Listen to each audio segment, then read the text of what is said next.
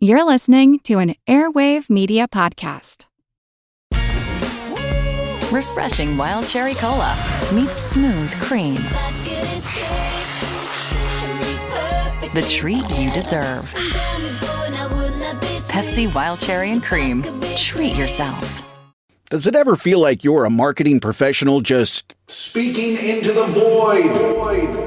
But with LinkedIn ads, you can know you're reaching the right decision makers, a network of 130 million of them, in fact. You can even target buyers by job title, industry, company, seniority, skills, and did I say job title? See how you can avoid the void and reach the right buyers with LinkedIn ads. Spend $250 on your first campaign and get a free $250 credit for the next one. Get started at linkedin.com/campaign. Terms and conditions apply.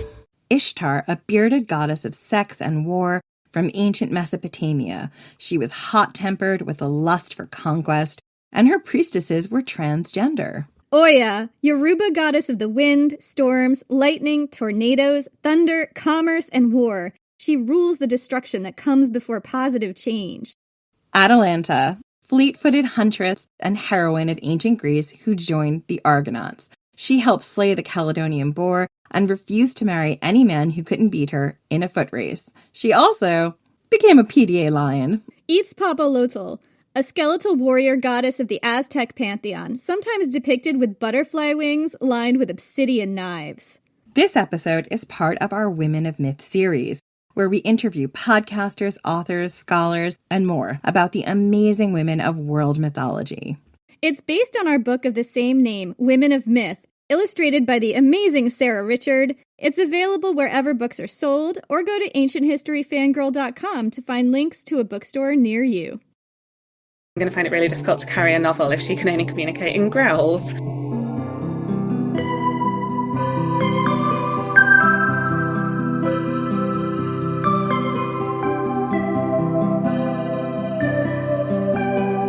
I'm Jen McMenemy. And I'm Jenny Williamson, and this is Ancient History Fangirl. It is once again a conference of Jennies, or Jens, or Jennifers all together in one place because we are so excited to have our very dear friend, Jenny Saint, back on the podcast. In case you don't know, if you've been living under a rock, Jennifer Saint is the #1 bestselling author of Ariadne, Electra, and her new book, Atalanta, is out now. And we are so excited because we are going to talk about my favorite, as everyone knows, Atalanta, fiercely feminine heroes, goddesses, and maybe some bears. Jenny, welcome back to the podcast. Well, thanks so much for having me back again. I'm so excited to be on another episode. Yay, we're so thrilled to have you. This has become a tradition. So, as I mentioned in the intro, Atalanta is my favorite Greek mythological heroine. Jenny, what made you want to retell her story in particular? She is so unique in Greek mythology. I think that Atalanta is a heroine like no other that I had written about before, no other that I'd encountered before. And what really appealed to me in telling her story is that so many people everyone has heard of Jason and the Argonauts. And yet when I told people that I was going to be writing a novel about Atalanta, almost everybody said, who is that? And I just felt very much that she's been written out of her own story, and I was just very excited at the prospect of writing her back in. There are so many people in the Argonauts that people don't realize are in the Argonauts. Atalanta is one. We covered a trans man, like a trans hero, in another. Oh yeah, there's so many. I mean, we'll get to it in a little bit because the Argonauts are one of those things that I find hilarious because it is the ancient world's Avengers Assemble, right? It's like the who's who of all the heroes who existed sometimes outside of the time frames with each other. But it is amazing that Atalanta has been written out of a decent chunk of her story. And when people know about her, it's about the bears or it's about the apples. So one of my favorite images of Atalanta is she, in the literary tradition of ancient Greece, is exposed because she's a girl baby. She has a very interesting experience growing up, particularly as she meets a mother bear.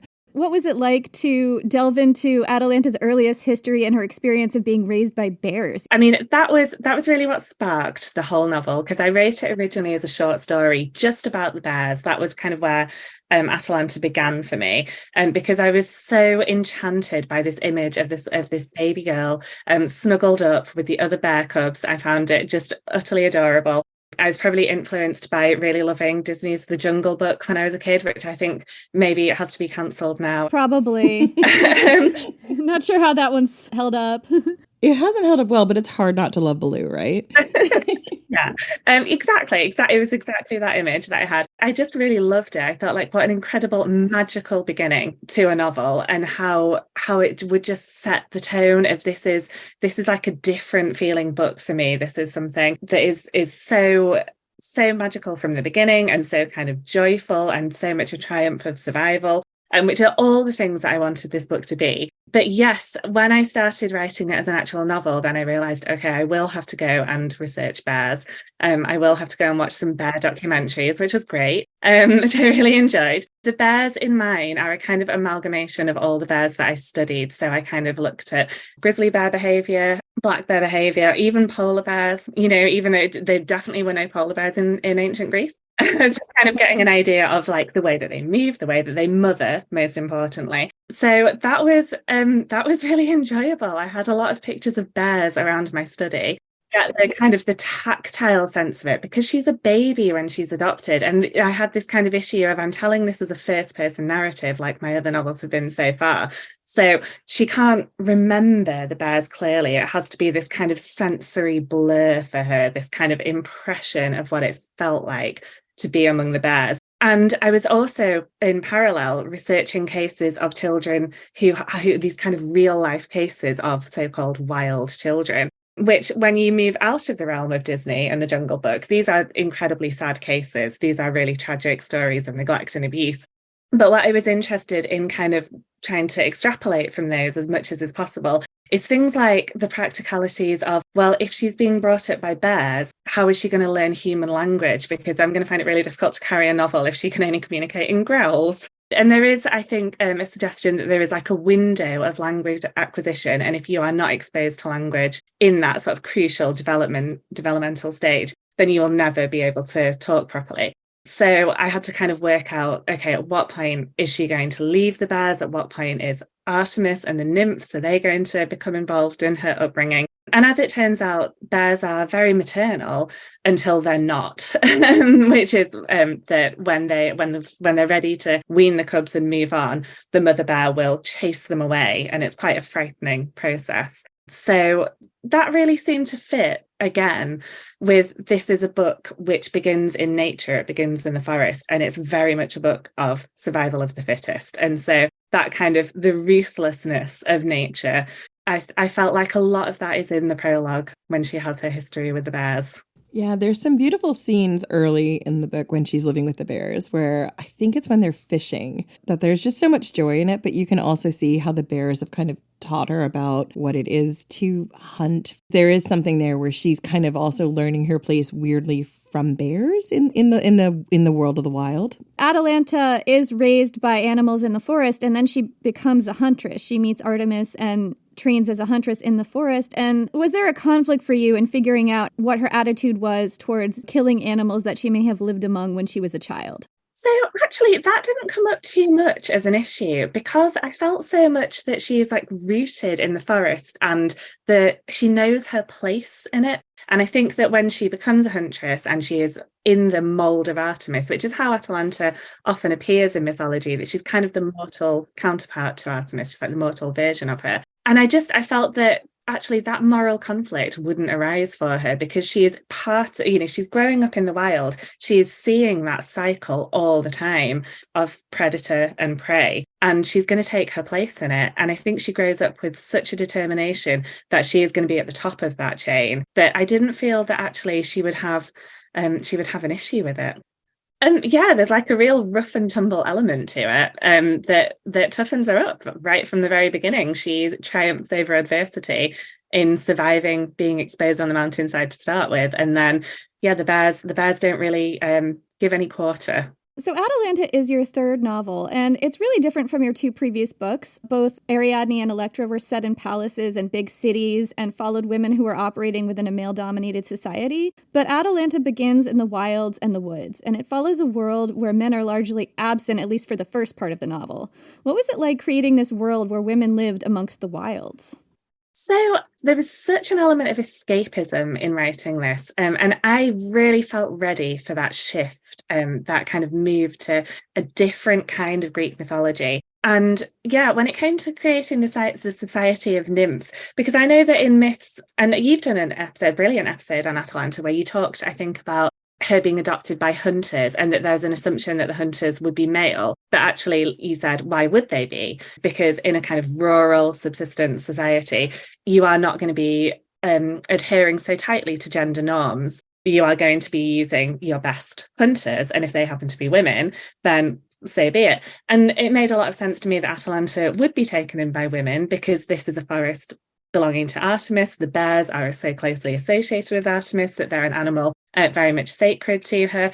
And Artemis has a band of huntresses in the forest. She has her band of nymphs who accompany her. So it made much more sense to me that Atalanta would become a part of their community rather than becoming the part of the human society straight away. And so there was this total freedom in who this woman can become if she grows up in a society where she is not taught, like Ariadne is, like Electra is, where her place is in relation to men, where she just becomes purely herself. And there's a Hydra in the British Museum that I saw with Elodie Harper, and we went to the British Museum together, where you have this beautiful vase where the main part of it is these women carrying water, and they're looking at each other and they're laughing, and there's this real sense of conviviality, of kind of comradeship and this collaboration between them. And then at the top of the vase, very small, there's a little section where men are fighting. And it really felt like, here we are, the women are the main characters. And what we're seeing is that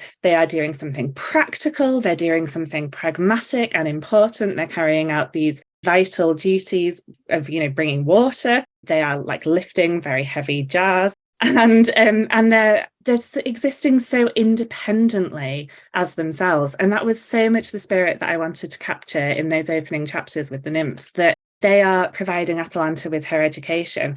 And I was thinking as well of the ancient Greek attitude towards athleticism, because Atalanta becomes such a great athlete, where there is more of a connection between like nurturing the body and the mind together. Whereas I think in modern society, we are much more accustomed to a disconnect. You are brainy or you are sporty. And I was definitely never sporty. With Atalanta, I wanted to kind of embody that more holistic approach that you would see in like maybe an Athenian gymnasium, though there wouldn't be women in that, but where you are training your body and then you are also training your mind. You might see them in a Spartan gymnasium. Yes. Oh, that's true. Very true. The Spartans were very interested in women being very healthy, and they had very different lives. Like men and women lived quite separately in some regards, and some of that was about them procreating in a weird, not great way. I wouldn't call it a feminist utopia. Yeah, that's kind of where I was going with that. So Artemis is a major presence in the novel. She's a deeply problematic goddess because she doesn't always behave the best towards other women. What was your process like uncovering this goddess, her motivations for her actions, and how did that influence your storytelling? So, I mean, deeply problematic, aren't they all? Very true. I find her less problematic, weirdly, than Athena. That's a low bar. I give Athena a lot of flack, but having talked to Natalie Haynes about her, I kind of have a new appreciation for Athena in some ways.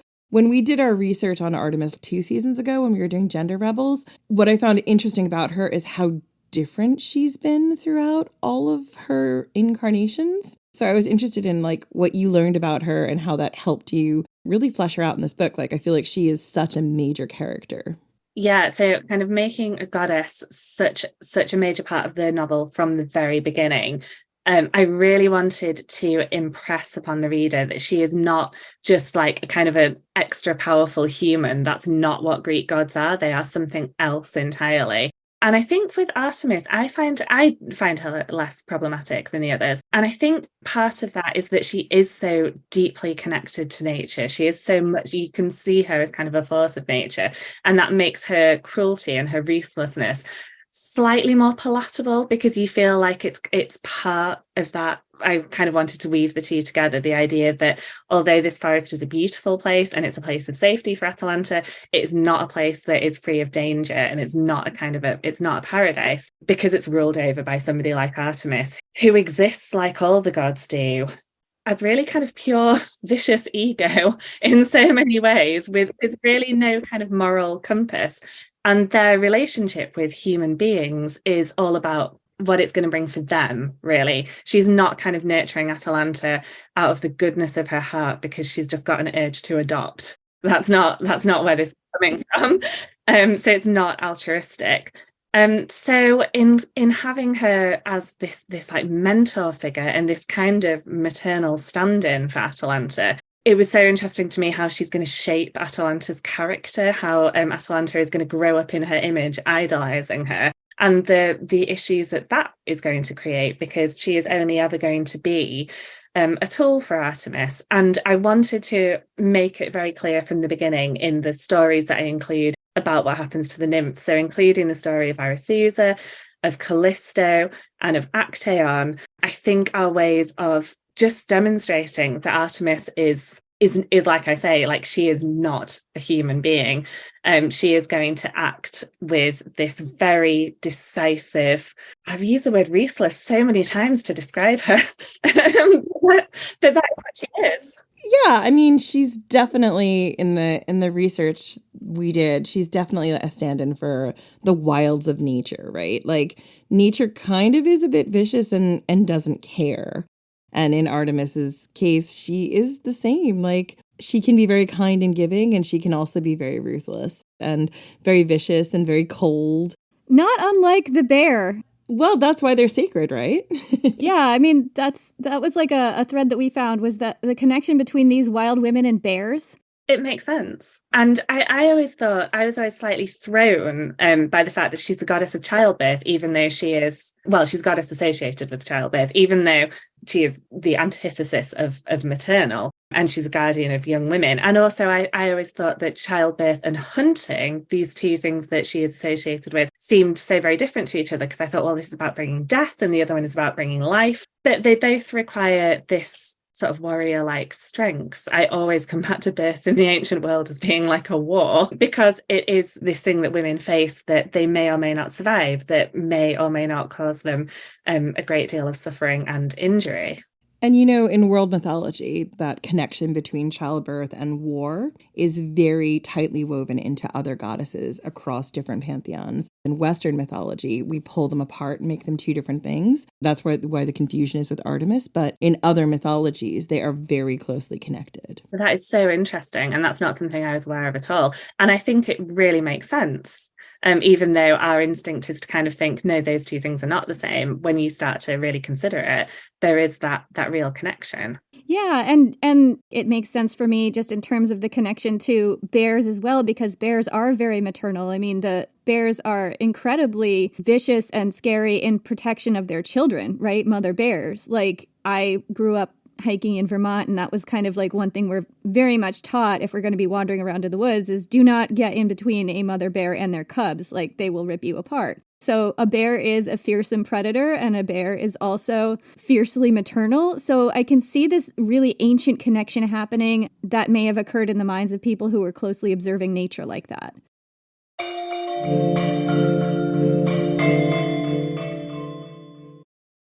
Is there a baby in your life who's about to start solid foods? This can be such a confusing and stressful time. As a mom of 7, I really struggled with spoon feeding my oldest baby.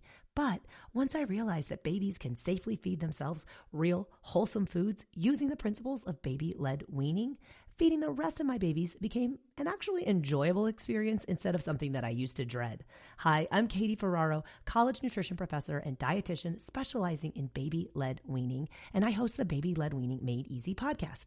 Each week, we cover evidence-based, safe infant feeding practices for parents and caregivers of babies who are 6 to 12 months of age. So, if you're confused by all the conflicting info you hear about starting solid foods, or you want easy, actionable tips on how to safely prep food for your baby, or introduce allergenic foods, or figure out when to drop a milk feed, we cover all that and more, plus interviews with the world's leading feeding experts in 2 new episodes each week. Search Baby-Led Weaning wherever you listen to podcasts, and happy feeding.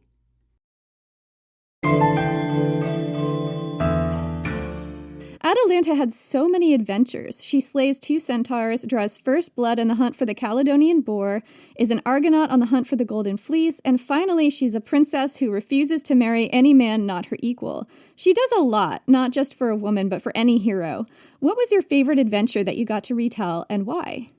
Oh, good question. So I was really put off by the foot race. This really discouraged me from writing the novel for some time, because that required so much unpicking for me. The idea that she says that she is not going to marry, and to get around this, she will only marry a man who can beat her in a foot race, which she knows is impossible because she is faster than anyone could ever be. And then somehow in the mythology, she's tricked, she's deceived by Hippomenes throwing these golden apples down in front of her. And I found in my first reading of this that it felt very anti-feminist, that it was kind of, she's distracted by something pretty and shiny, and so is deceived out of maintaining her autonomy and her independence and her freedom. So I really thought for a long time, well, I'm not going to be able to write this novel because how on earth am I going to work the foot race into it?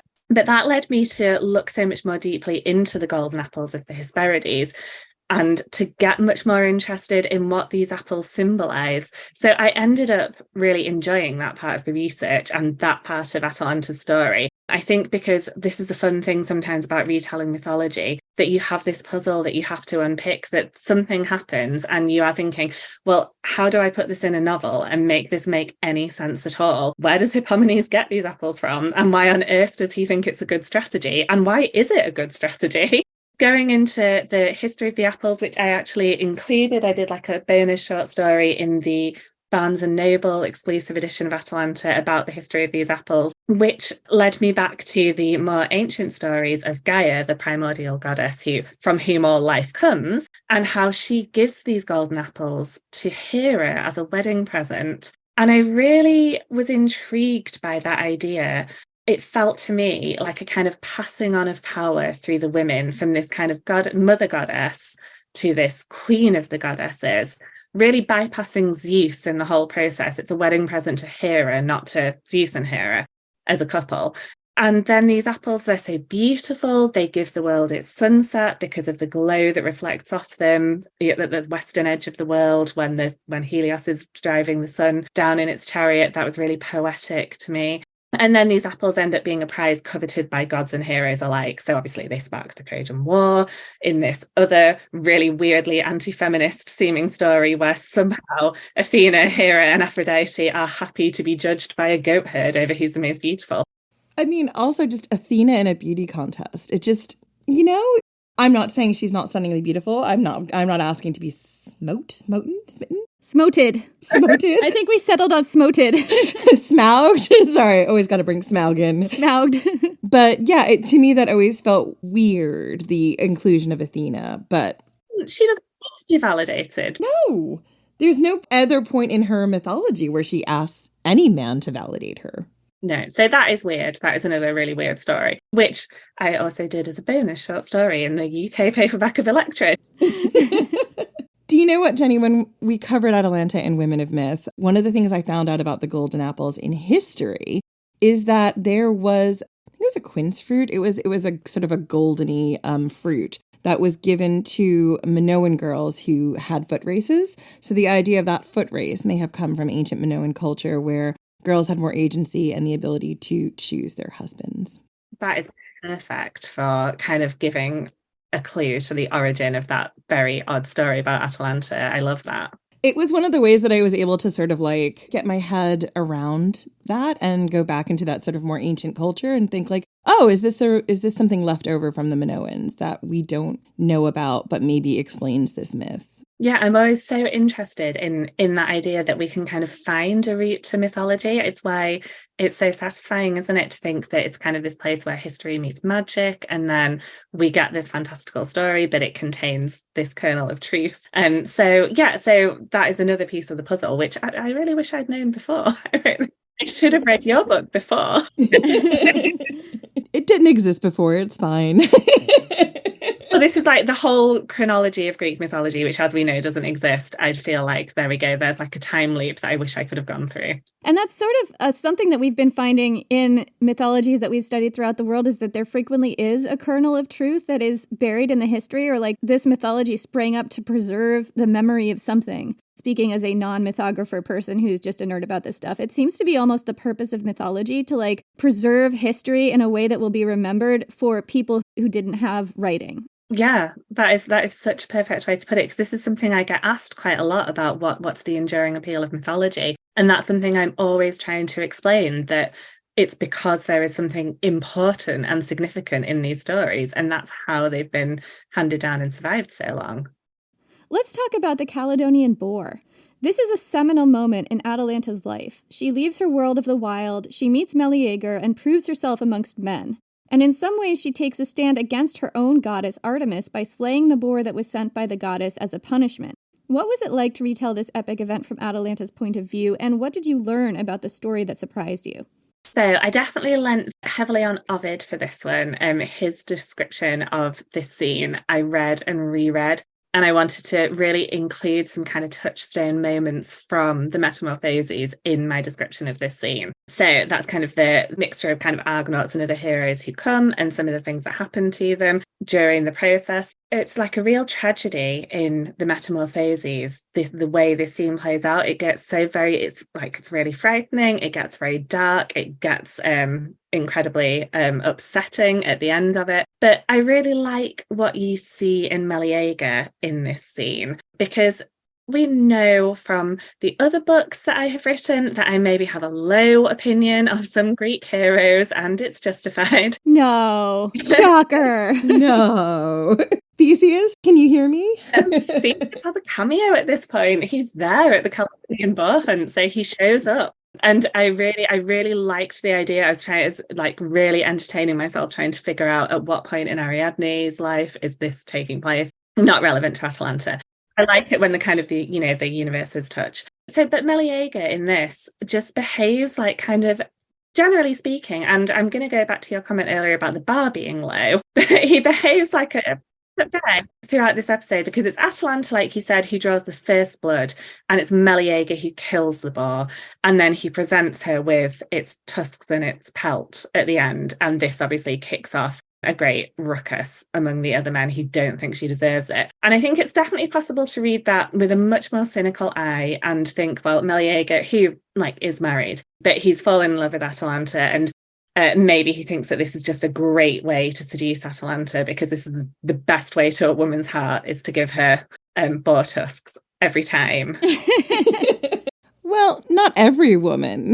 With Atalanta, possibly. Yeah, with Atalanta, this is pretty. So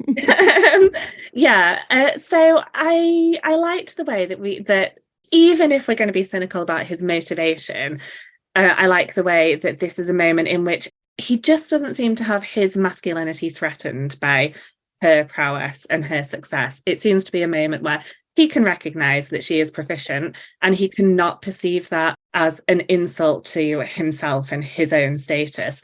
And so he can be quite generous and fair-minded in his presentation at the end, even if he has an ulterior motive, which, okay, maybe he does. So I really liked that, because, we just don't see very much of that in the rest of the Metamorphoses. Yeah, he's like kind of a decent guy. Am I giving him too much credit? Well, I really liked him. I liked the opportunity in this novel whereas in my other novels, it's kind of been about like that jar that I was talking about. It's been about like the men are doing something much smaller. They are kind of not center stage. And then here I've written a novel that has 50 guys in it, and she spends a lot of time on a boat with them. And it meant that I could write different kinds of male characters. And so statistically speaking, some of them have to be okay. Right. I mean, he is married, I guess, but like on the other hand, when people got married in the ancient world, it wasn't always willingly. So, I mean, if for no other reason, he as Jenny said, he's able to respect her prowess, and he's able to say, you know what, you deserve this because you have drawn the first blood. You've proven yourself. As your name suggests, you are equal to or amongst equals. So I kind of have to like him for that, even if he maybe wanted to get in her pants or chiton or whatever she's wearing. Leggings, I'm not sure. Possibly leggings. I mean, if you look at depictions of Scythian women and Amazons and whatnot. Shall we talk about the Argonauts? They are kind of the ancient world Avengers, right? The best of the best heroes all gathered for a common cause. What was it like getting to describe all of the quote-unquote epic men from Atalanta's point of view, and who actually lived up to the legends around them and who fell woefully short in your eyes? Well, I mean, so we would have to come straight to Jason for the latter half of that question. So I use the Argonautica as my source text for all the adventures of the Argonauts. So, I mean, we've got so many varying accounts of who was on board the Argo and like different versions of maybe the route that they took and so on. So I went with the Argonautica, and that was deliberately, I mean, partly because that's our one sort of surviving complete version of the voyage and very detailed. And also because Apollonius in the Argonautica references Atalanta. He says that Jason refuses her to join them.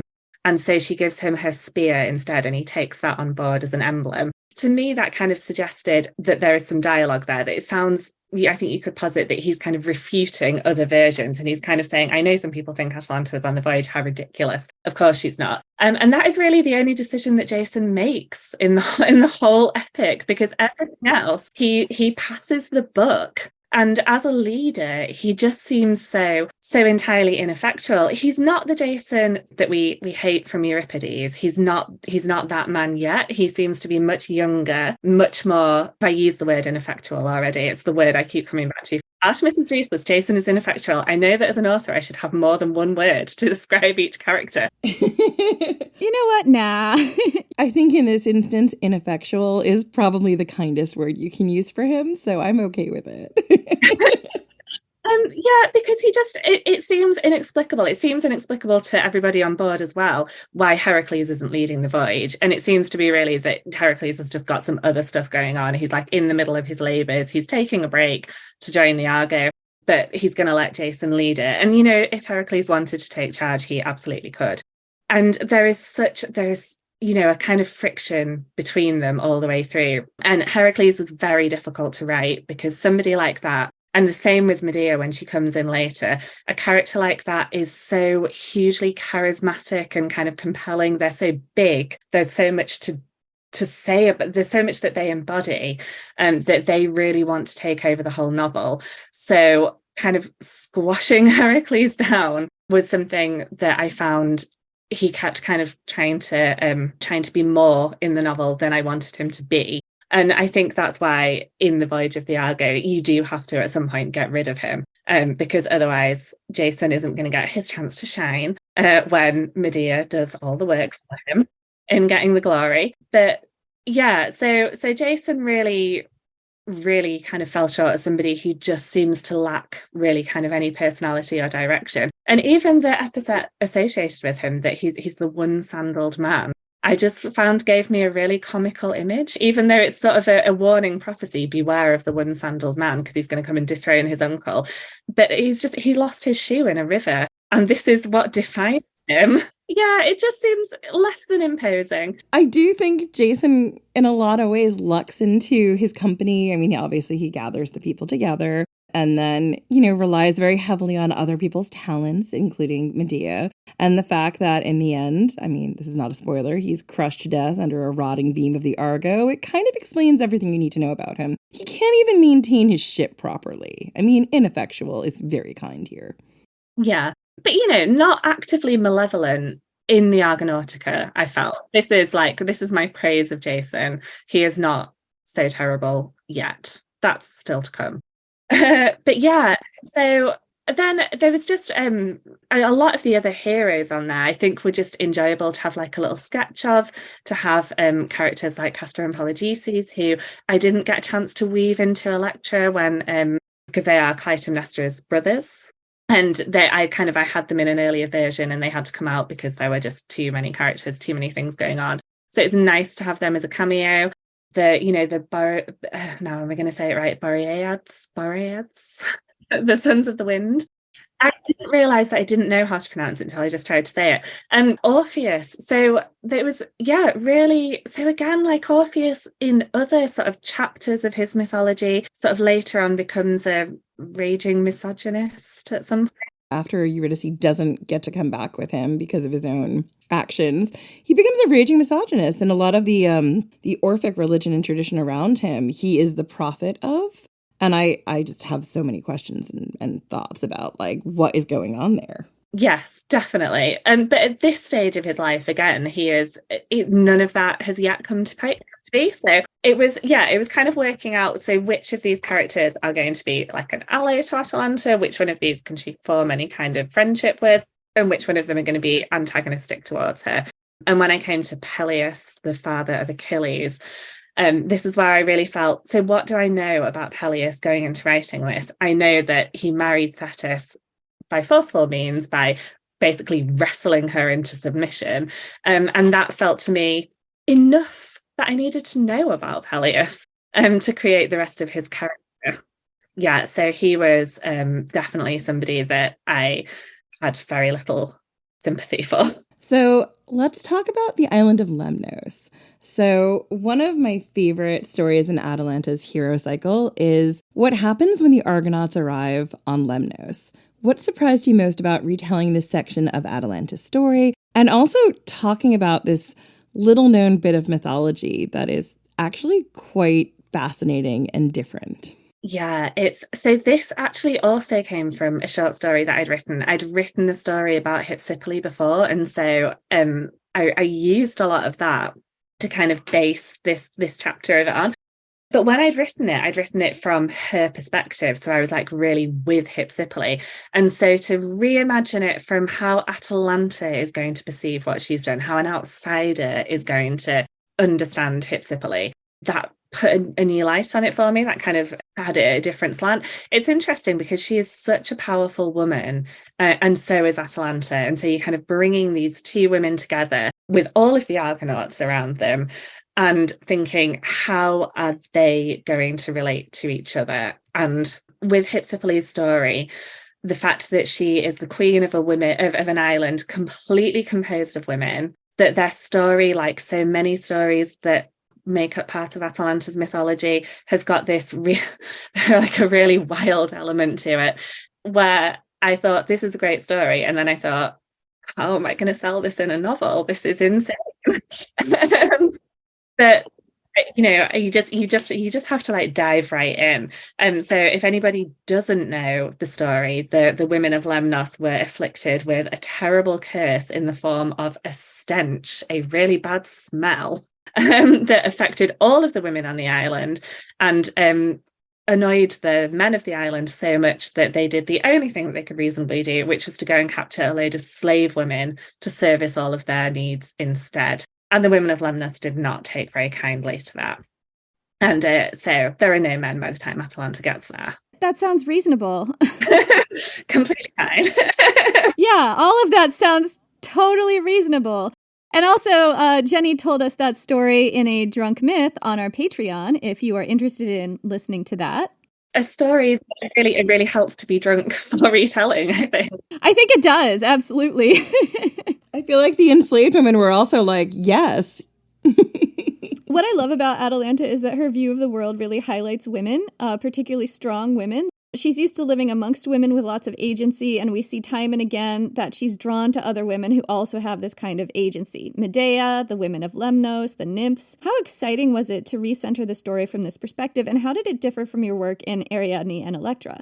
So there is such an element of just enjoyable escapism about this. And yeah, so bringing Hypsipyle and the women of Lemnos into it, I liked the idea of, in this case, going back to, when I talked to you like back about Ariadne, I talked about Ovid's Heroides, about the letter that Ariadne writes to Theseus, while Hypsipyle writes one to Jason as well. And it just doesn't ring as true for me that Hypsipyle would be kind of lamenting the loss of Jason. I feel so much that she's going to use Jason for what she needs. And then I don't think she's breaking her heart over the fact that he doesn't come back. So I liked recasting her in that role, that when Atalanta sails away from that island, she knows that things have gone according to plan for Hypsipyle, that this is not an abandonment like Theseus and Ariadne. So yeah, it just felt very natural and very much a part of Atalanta's story that she comes across these women and that she's not surprised by it, because she hasn't formed these ideas about gender in her early years, because she's grown up amongst nymphs, she's grown up with Artemis, and to have a character who, I mean, for a start, I always really enjoy like a bit of a fish out of water story where you put somebody into this new environment and they have to learn all about it, which my only reference point that I can think of is like Elf, or in the early the first Thor movie, where he like, I could have watched that for ages, where he just comes to Earth and he's like smashing cups and getting everything wrong. So I like that kind of. The first season of Sleepy Hollow is like that too, where you've got this person from like the colonial era in like the mid to like 2010s, and he's just like, what is a cell phone? Like, how does this work? I'm just going to call the time thing and talk to the, Siri for hours. Yeah, that kind of thing. I love that kind of story. And when it's a woman who's grown up without, I mean, it's hard to imagine kind of growing up in a world where sexism just doesn't exist. It just doesn't factor into your life. And so imagine the kind of woman that is produced by that environment. It was quite difficult, I think, because it's so much ingrained into us, that to try and free her entirely from that. And so when she joins human society, these things come as more of a surprise to her. But that is a really great kind of thought experiment to do, I think. And it's so interesting, too, because I always kind of question the, traditional version of the women of Lemnos, where they get rid of all their men who behaved abominably, and then they're just immediately eager to, like, fling their kingdom in the lap of the first ship of dudes that shows up on their beach. Like, it just never rang true to me either. They had one use for those men, and when that use was done, those men could get right back on that ship and get out of there. They were not crying. No, because Lemnos is also one of those islands. I feel like that is the island that is sacred to Hephaestus. So if you trace some of the mythology, that curse that I think comes down on them is from Aphrodite, and that might have something to do with them sheltering Hephaestus at some point in time. There's also something in that mythology about Dionysus, but I can't remember it off the top of my head. So the women of Lemnos they don't have a great time of it as a result of maybe some choices other men had made. Another familiar story, apart from the stinkiness, which is its own special thing.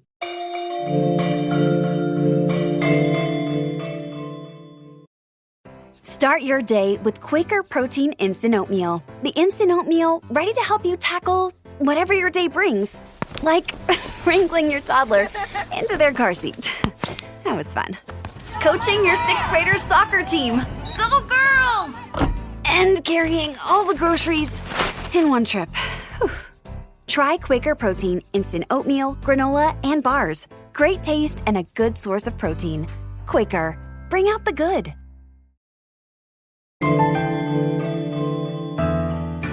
So I wanted to talk a little bit about the two men who feature quite largely in Atalanta's lives, maybe love interest or guys she cares about.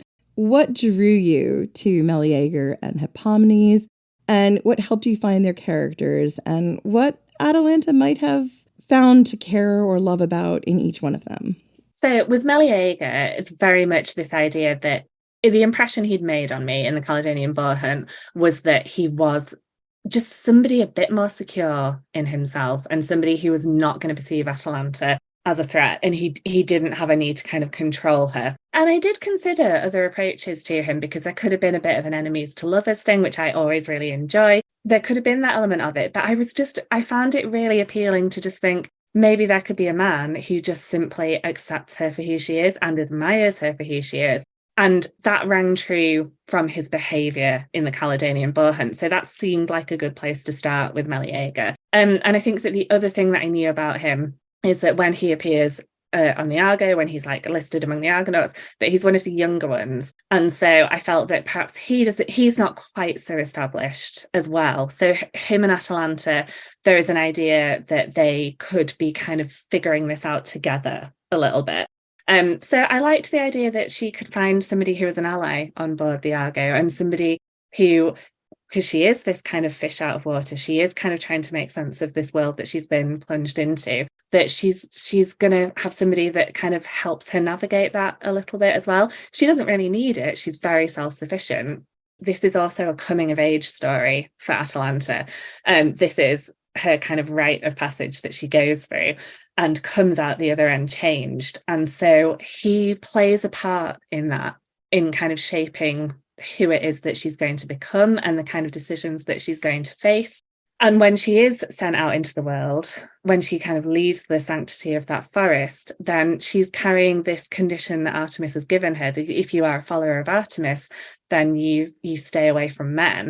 So it throws her into conflict with that. And there's a very rebellious streak in Atalanta. And so there's that tension of, is she going to give in to that rebellious streak, or is she going to stay loyal to the promise that she's made to Artemis? So he represents all of those things for her on board the Argo.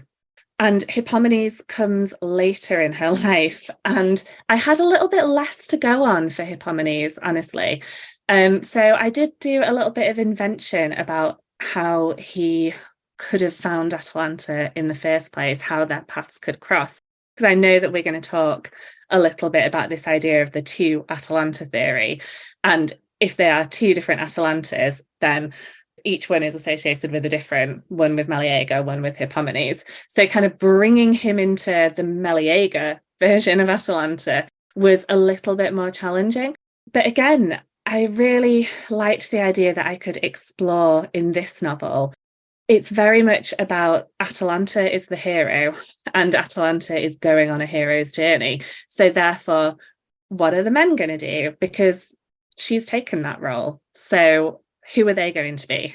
They get to be the Disney princesses. That's all I'm going to say about that. I don't know very much about the two Atalantas theory, and I'm so intrigued by this. And I'm wondering if the two of you would like to explain this to me. I mean, this is something Liv did a whole podcast episode about when she covered Atalanta. And really, we have two sets of parentage for Atalanta. So, and two different locations in which she could have been born. So for me, I picked one of them and I went with that. But I think definitely the way that Liv explains it makes a lot of sense, that if we've got these two different origin stories for Atalanta, you can kind of split the two aspects to her personality, which is that she is a really proficient runner and she's a really proficient huntress. And those two things don't necessarily go together. Like, they don't have to be the same person. You don't need one of those abilities for the other. So it sort of makes sense to think that if we've got two origin stories for her, is one of them the huntress and one of them is the runner? And at some point, these stories have been merged together. Or, is it the case that just Atalanta is so amazing that two different regions wanted to lay claim to her, so each created an origin story for her? So are the two Atalantas each associated with two different regions of Greece? Yeah, so we have like a Boeotian Atalanta and then the Peloponnesian Atalanta. Yeah, and then when you dig into the history, like we were talking about the Minoan foot races, and different areas of Greece did have women who participated in foot races at different ages. I feel like I saw this when I was traveling last autumn, or in some of my research, like at a certain point in time, there were female-only sort of equivalents to the Olympics, and they were dedicated to Hera, and women of a certain age would compete in foot races and things like that. I could be getting this all wrong, but there is something like that in the history. So that was, I feel like, in the mountainous area. I feel like I might have seen it around when I was in the Peloponnese last time. So there's different bits of where the foot race came from, where the hunting came from, and why the foot races might have been important in different areas of Greece, and why that would have rung sort of more true as opposed to the huntress aspect. Yeah. And it's also interesting because I feel like there's a real difference between like the heroine who goes on this hunt for the golden fleece and who hunts in the forest and who's raised by bears, and this woman who is basically a princess living in a castle who declares she'll only marry men who can beat her in a foot race, and who is essentially part of Greek society at that point. It is kind of like melding these two disparate halves of a character, I suppose, or different stories that feel very different to me. I don't know if those two parts are separate, but it seems like they are. Yeah, I think it really makes sense to see them as two different women. And I think definitely how that foot race episode fits into the life of the more wild huntress. It doesn't necessarily seem to slot that neatly together. Hopefully I made it work in the book. It doesn't, it doesn't slot that neatly together, because I feel like the huntress Atalanta, if her father was like, well, you have to marry a man, it feels like she would just say no and then leap out a window and run away, as opposed to like being political with her father's feelings and managing him in a way where she says, yes, I will do it, but only under these conditions, which secretly nobody will beat. That feels like a more diplomatic way to handle it than it feels like the huntress Atalanta might do, as someone who just is not aware of gender roles. There is the tellings of it where she puts the failed suitors' heads on spikes, though. That's pretty hardcore metal shit. I would say one of the reasons that Atalanta is my favorite of all of the Greek heroines, and listeners, this is, in my humble opinion, Jenny's best book to date and my favorite. But what I will say is the thing that I always loved about Atalanta is there are sort of two women in ancient Greece, Greek mythology, Roman mythology, who get heroes' journeys. One is Atalanta and one is Psyche from Cupid and Psyche. But the thing about Atalanta, and the reason I kind of like that it's one person, is you have someone who goes from the wild into the world and she comes back changed. And, think about it. It's kind of like the end of Lord of the Rings. Like, she can't just go back to being a nymph and living in the wild the way she might want to. Although we're not going to talk about the spoilers of what happens at the end of this. So she has a place in society for a while because she has been changed by her journey. And this is one of those places where we get to see a female character in mythology who leaves the comfort of where she is and has a real growth. So as much as I love the two Atalantas theory, and I love that maybe the foot race is not necessarily about her living in a palace and comes back to really older, ancient Minoan roots about agency and choosing your spouse and what that would have looked like, I also love what Jenny's done in this book and this idea that there is a character in this mythology who gets to grow and change and go out into the world, make her mark on it. And, we get to see that really traditional journey that, is very well described in A Hero with a Thousand Faces. But in this case, she drives everything in a way that doesn't exist in a lot of places. Thank you. That was a really, really great interpretation of it. This seems like a good time to ask a little bit more about the father palace situation. Eventually, Atalanta is returned to the palace, and the father who originally abandoned her as a child. Once she's there, she refuses to give up her agency to anyone who isn't worthy, meaning her father wants to marry her off. She refuses to marry any man who isn't worthy, who can't beat her in a foot race. She puts the losers' heads on pikes, which is really hardcore metal shit. I love it. Why do you think she eventually chooses to return to the world of men and not the wild? So it's that sense of you cannot go back when you have experienced these things. You cannot go back to the person who you were before, and that is just, it's giving me flashbacks to being an undergraduate in like a Greek philosophy class, and that principle of you never step into the same river twice because it's different now. So I just think the voyage of the Argo, the way that it plays out, she's gone on this great hero's quest. But the way that things end up with getting the Golden Fleece is it's not really an act of heroism. And like, we know the story of how Jason ends up taking the fleece. It's because Medea gives him a magical salve that makes him invulnerable, which is definitely cheating. So it's not really, is Atalanta going to get from that journey what she has gone on it to achieve? And if not, she's not the kind of woman who is then going to think, okay, well, I'm just going to go back to the forest and give up on that dream. She is going to go and try and find another way of achieving it. And she's going to go in pursuit of the kind of glory that she joined the Argo for. So I think that is why she can't return to the forest again. She has seen too much and she's experienced too much. And now she knows that she wants something different out of her life. Yeah, and I just find that really beautiful. Like, we don't get to see a lot of women who get to have that journey. It's very much the journey of Frodo in Lord of the Rings, right? But it existed a long time before it, and it's about a woman. Yeah, and she's making the decisions along the way. I think that's the really compelling part of it, that she's making those choices. Nobody has to carry her up the slopes of Mount Doom, I'm just saying. This has been so awesome. Jenny, thank you so much for coming on the show. Yeah, well, thank you for having me back again. And it was my favorite book to write. I feel like you said, Jen, that I feel like it's my best book. And so this is my favorite of our conversations. So thank you. Amazing. We're so glad. Where can people find your book and where can people find you? So the book is out in the UK on the 13th of April, in the US on the 9th of May. And so you can get it in any bookshop. So Waterstones, Barnes & Nobles, or all the independents as well. You can get it on Audible. You can get it as an ebook. And if you want to find me, I am spending a lot less time on Twitter, as I recommend maybe everybody should. Fair enough. Yes. Definitely agree. You would be better off finding me on Instagram, where I'm jennifer.saint.author. Thank you so much for coming on the show. And thank you all so much for listening. And we will see you next week.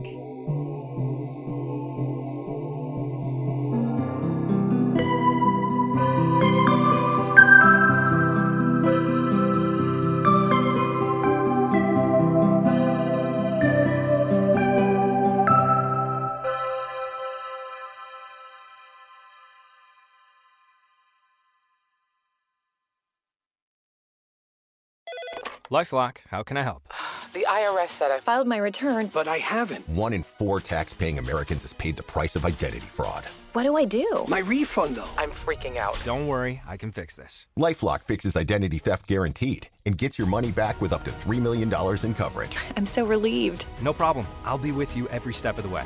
1 in 4 was a fraud-paying American. Not anymore. Save up to 40% your first year. Visit LifeLock.com/podcast. Terms apply.